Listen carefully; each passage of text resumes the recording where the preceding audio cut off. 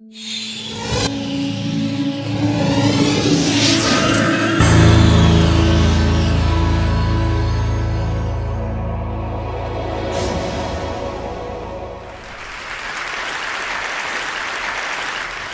ladies and gentlemen, at TED we talk a lot about leadership and how to make a movement.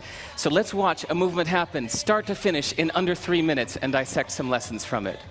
First, of course you know, a leader needs the guts to stand out and be ridiculed.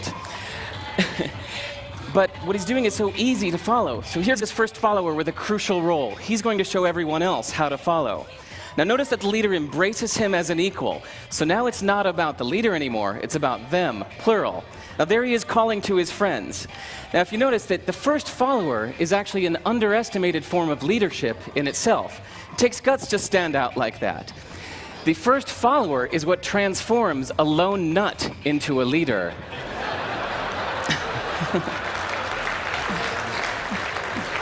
And here comes a second follower. Now it's not a lone nut, it's not two nuts, 3 is a crowd, and a crowd is news. So a movement must be public. It's important to show not just the leader, but the followers, because you find that new followers emulate the followers, not the leader. Now here come 2 more people, and immediately after, 3 more people. Now we've got momentum. This is the tipping point. Now we've got a movement. So, notice that as more people join in, it's less risky. So those that were sitting on the fence before now have no reason not to.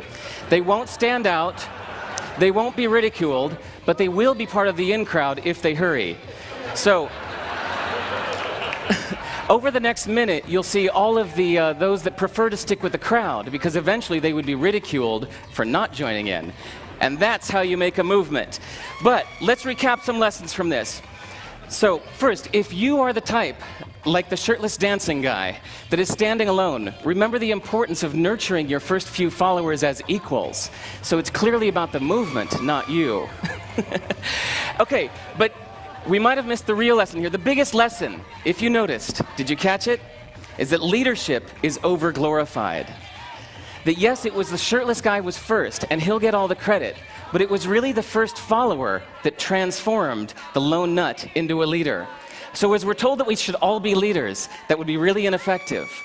If you really care about starting a movement, have the courage to follow and show others how to follow. And when you find a lone nut doing something great, have the guts to be the first one to stand up and join in. And what a perfect place to do that at TED. Thanks.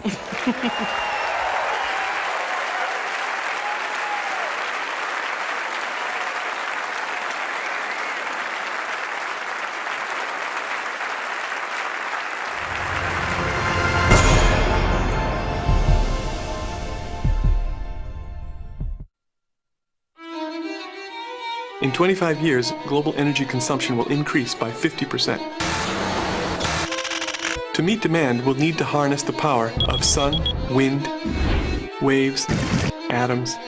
They're all on the table, but today we need oil.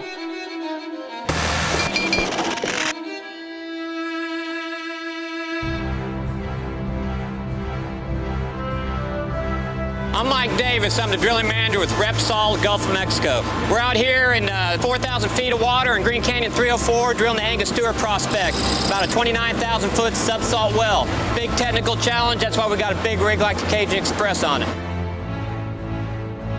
One of the challenges that the oil industry has is finding new oil, because all of the easy oil has been used up.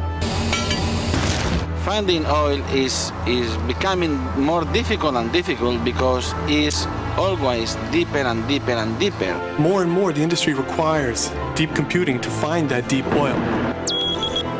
We have tools downhole that evaluate the rock while we're drilling it. This data is being sent up just about instantaneously while we're drilling 5 miles down below the surface.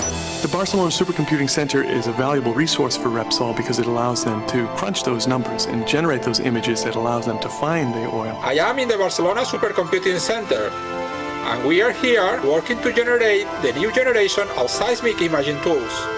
because the quality of the data on a prospect that we're drilling today, we're able to reveal deposits that we had never been able to see before. To find this oil, we need to use machines of this size with more than 10,000 processors to process the data to generate the images of the Gulf of Mexico. What we've done with Repsol is to develop a system that is now the fastest seismic imaging system in the world. Is there any oil in this picture? In this picture, there is oil right down here. Through using supercomputers, we'll be able to reduce the time to finding new oil, reduce the cost of finding that oil, and make existing and new reservoirs more efficient in producing oil. These are reserves that we may not have recovered in the past. We have to move to more sustainable fuels in the future. It takes time. And in the meantime, we need to find the oil that we can to supply the Earth's needs.